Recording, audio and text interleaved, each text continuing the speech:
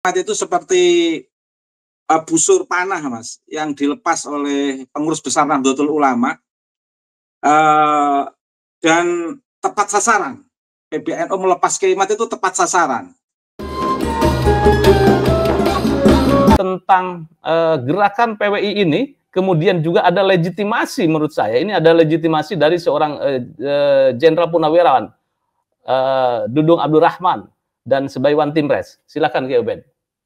Baik, terima kasih Mas Yusuf. Rasa hormat saya untuk Mas Taufik, senior saya di Wali Songo. Alhamdulillah. Saya ingin memfokuskan pembahasan ini pada ini, Mas. Rakernas menguatkan action plan Kiai Imaduddin Utsman. Action plan itu kan rencana jangka pendek, Mas. Sesuatu yang terkait dengan action plan itu biasanya rencana kecil, perbuatan kecil, tapi bermanfaat untuk diri sendiri dan bermanfaat untuk orang banyak. Nah, Kiai Imad ini memiliki action plan yang menjawab problem bangsa dan sekaligus menjawab problem NU. Saya mengibaratkan Kiai Imad itu seperti busur panah, Mas, yang dilepas oleh pengurus besar Nahdlatul Ulama dan tepat sasaran. PBNU melepas Kiai Imad itu tepat sasaran, bisa menembus sasaran.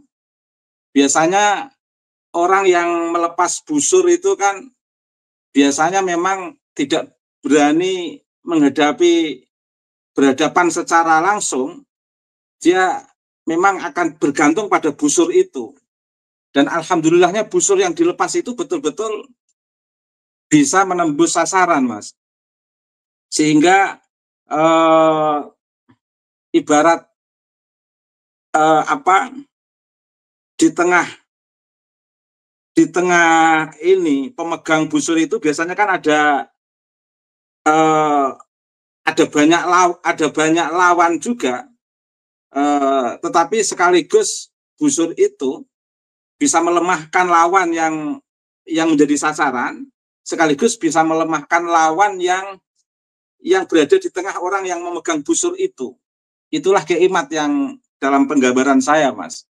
Lah, Rakernas PWI LS itu menandai kesuksesan Kiai Imad bersama mereka yang sevisi, Mas, melawan politik transnasional dari klan Ba'alwi.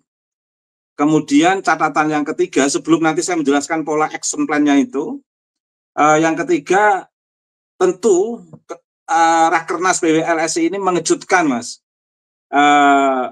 Mengapa saya katakan mengejutkan? Karena belum genap 1 tahun, sudah lebih kuat daripada organisasi yang didirikan pada tahun 1928. Ibaratnya begitu. Luar biasa menurut saya.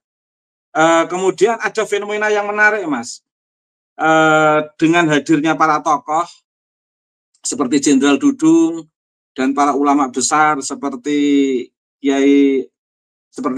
Abah Muhtadi dan beberapa tokoh lainnya yang nggak bisa saya sebut satu persatu.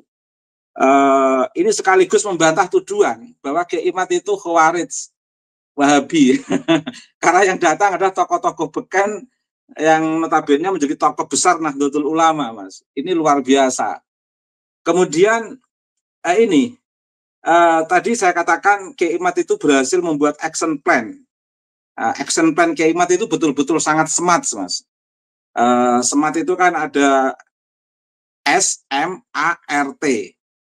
S itu spesifik, betul-betul spesifik, nanti akan saya jelaskan. Kemudian measurable, dapat terukur. Action plan-nya Kiai Imad itu betul-betul bisa terukur. Kemudian yang ketiga achievable, tercapai dengan baik. Kemudian R itu relevant, memiliki relevansi dengan kondisi dan keadaan bangsa dan Nahdlatul Ulama. Bangsa ini kan menghadapi ini, Mas, menghadapi lemahnya nasionalisme karena ada politik transnasional dari klan Ba'alwi, juga adanya pembelokan sejarah dan Ba'alwisasi makam misalnya. Ini bukan masalah yang kecil, Mas, masalah besar. Terus juga kemudian masalah keberagaman yang sangat terancam sejak terakhir kepengurusan Pak Jokowi, sehingga banyak diadakan kegiatan yang seminar-seminar, diskusi, pelatihan-pelatihan, dan beberapa pendampingan yang tidak sedikit anggarannya terkait dengan moderasi beragama. Dan itu belum bisa menyelesaikan masalah, karena ekstremisme atau radikalisme atau politik transnasional itu terus bergaung terus, dan bahkan punya agenda-agenda reoni. Aksi demo yang memiliki reoni itu ya di Indonesia ini, Mas. Di luar negeri nggak ada. Reoni atas nama demo itu tidak ada. Biasanya reoni itu untuk mereka yang sekolah lama lulus dan mengadakan pertemuan antar teman seangkatan, itu biasanya reoni. Lah, demo berjilid-jilid atas nama reoni itu betul-betul menguatkan aura menguatkan aura politik transnasional, sekaligus melemahkan keberagamaan di negeri ini, Mas. Dan itu tidak sedikit anggaran untuk mengantisipasi itu semua. Tapi dengan adanya tesis Kiai Imad, itu terasa sekarang ini, dirasakan oleh banyak pihak. Bahkan kelompok politik transnasional sendiri merasakan beberapa kawan yang cenderung terlibat mendukung politik transnasional dengan adanya tesis Kiai Imad banyak pada cerita ke saya, ternyata memang tesis Kiai Imad itu berdampak besar, baik dirasakan oleh pemerintah maupun dirasakan oleh dalam tanda kutip para muhibin, membentuk satu kesadaran melalui edukasi-edukasi terkait dengan tesis, sehingga efek tesis itu betul-betul positif. Dan itu juga dirasakan oleh relevan sekali dengan kondisi pengurus besar Nahdlatul Ulama yang punya agenda membangun fikih peradaban, sementara di satu sisi ada hegemoni dari klan Ba'alwi yang luar biasa di lingkungan Nahdlatul Ulama, dan Kiai Imad cukup berhasil mendobrak hegemoni klan Ba'alwi itu yang cukup kuat, tidak hanya di tengah tokoh warga Nahdien, tapi juga di tengah pengurus PBNU. Bahkan hegemoni itu juga sangat dalam tanda kutip meresahkan warga masyarakat di tingkat grassroots, dan itu bisa didobrak oleh Kiai Imad melalui tesis itu. Dan sekaligus menurut saya ada oknum-oknum klan Ba'alwi yang memang menghambat peradaban yang ingin dibangun oleh Nahdlatul Ulama. Dan relevansi tesis Kiai Imad itu di situ, Mas, posisinya untuk negara dan posisinya untuk Nahdlatul Ulama. Tadi sudah saya sampaikan masing-masing itu. Dan yang terakhir, action plan Kiai Imad itu timely, tepat waktu, tidak membutuhkan waktu lama dan tidak memerlukan anggaran yang banyak, sehingga tidak sampai 1,5% dari bahkan tidak sampai 0,1% dari seluruh anggaran yang dikeluarkan untuk kegiatan moderasi beragama, untuk membangun keberagaman, untuk membangun nasionalisme dan lain sebagainya, itu tidak sampai 0,1% dari anggaran itu. Kiai Imad sudah cukup berhasil melalui tesis itu.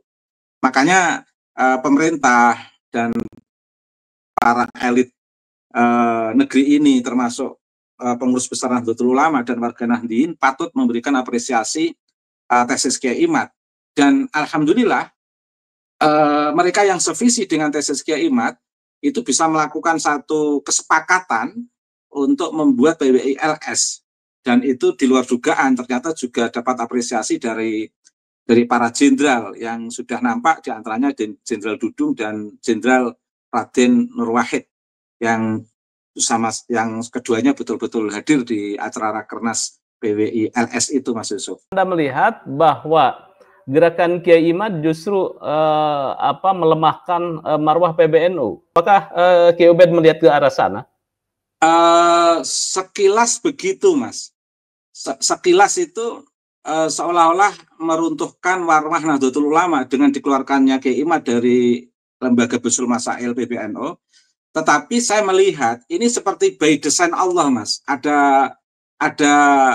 semacam rahasia Allah di tengah perencanaan, perhitungan strategis pengurus PBNU atau beberapa elit oknum di PBNU, ternyata ada keputusan Allah yang hadir di situ dan benar-benar membuat maslahah terhadap PBNU dan membuat maslahah terhadap warga Nahdliyin. Dan kemaslahatan itu seperti yang saya gambarkan tadi, Mas. Ibaratnya Kiai Imad itu seperti busur yang dilepas dan memenuhi sasaran.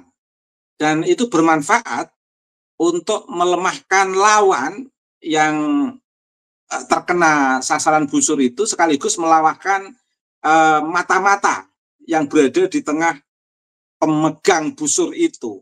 Jadi memang by design Allah, memang betul kalau NU dari dulu itu selalu ada rahasia-rahasia Allah yang menyertai, yang pada titik tertentu justru malah membesarkan Nahdlatul Ulama. Sehingga keluarnya Kiai Imad dari PBNU itu tidak mengecilkan Nahdlatul Ulama, Mas, tapi malah membesarkan Nahdlatul Ulama. Sekaligus juga membesarkan Kiai Imad. Ini mungkin rahasia Allah ini, Mas. Terima kasih, Mas Yusuf. Oke, sebagaimana diketahui bahwa Perjuangan Wali Songo Indonesia Laskar Sabilillah itu bukan organ atau banom dari PBNU, sehingga gerakannya memang memiliki independensi tersendiri, kemudian tidak ada relevansinya dengan PBNU. Artinya sekarang kondisi di NU kultural itu lebih responsif atau lebih mengapresiasi Kiai Imad. Mau tidak mau ini dilihatnya ya. Apakah Anda melihat ke sana ini, Kiai? Bahwa eksistensi Kiai Imad sekarang katakanlah mendapat respon yang sangat luar biasa, tidak hanya oleh kalangan NU, ya, warga NU kultural, tetapi juga kalangan non NU. Artinya apa di sini? Bahwa sosok Kiai Imad itu akan menjadi sebuah ancaman bagi pengurus PBNU ke depan. Apakah Anda melihat ke sana, Kiai? Saya melihat bahwa NU itu sudah menjadi peradaban masyarakat Nahdliyin, Mas. Karena sudah menjadi peradaban masyarakat Nahdliyin, maka masyarakat Nahdliyin tidak terikat dengan struktur, meskipun sangat setia dengan sangat menghormati sistem struktur di lingkungan PBNU.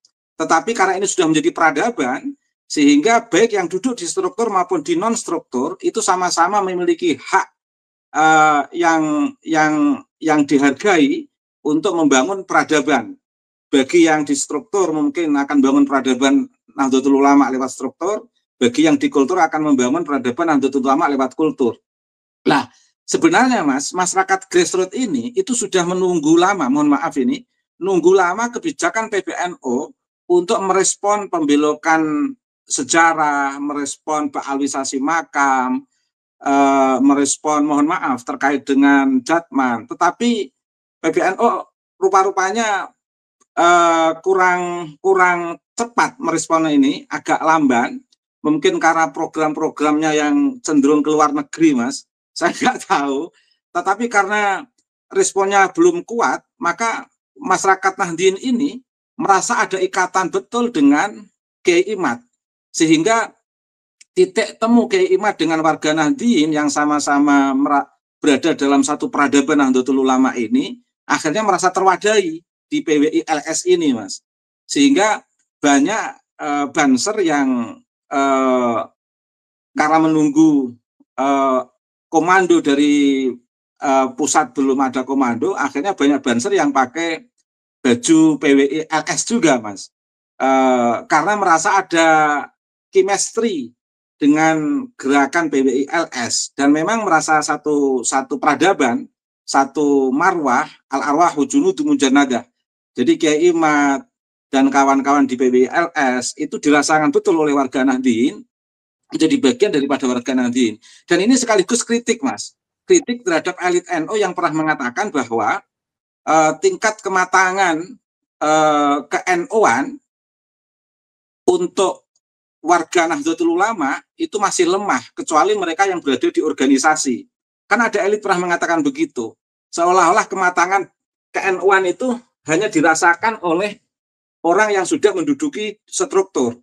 Dan mereka yang bukan menduduki struktur, itu kematangan KNU-nya itu masih dipertanyakan, sehingga masih gugupan, masih gampang terkecoh dan lain sebagainya.